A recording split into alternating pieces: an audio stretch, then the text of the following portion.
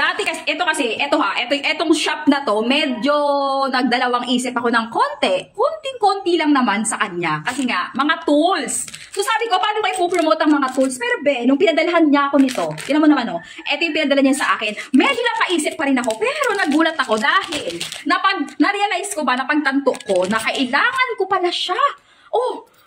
Complete inclusion. Mula sa malaki, ito, big one, the big one, the second one, may mga sizes na bebe. Alam nyo, pag may mga sasakyan kayo, may mga motor kayo, ay nako, wag nyong sinasabing hindi nyo kailangan to. Very useful to guys sa mga, lagi natin itong ginagamit. Ayun no, pang tornilyo. Ayan yan o, mula sa big, medium, large, medium, small, extra small. O, diba? Beb, ang dami. Complete inclusion na yan with the sizes na yan pinadala sa atin. Ganyan ang itsura niyan, Beb.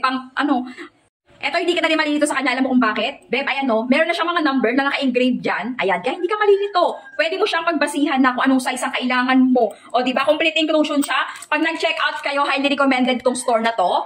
Okay? Light Tools. O, dyan kayo mag-check out. Nako, very useful yan. Check nyo pa yung mismong page nila. Marami kayong ma-check out dyan na very useful na kailangan nyo talaga sa bahay nyo, sa paligid nyo. At kung may mga sakyan kayo, may mga motor kayo or what, pwede nyo ito magamit.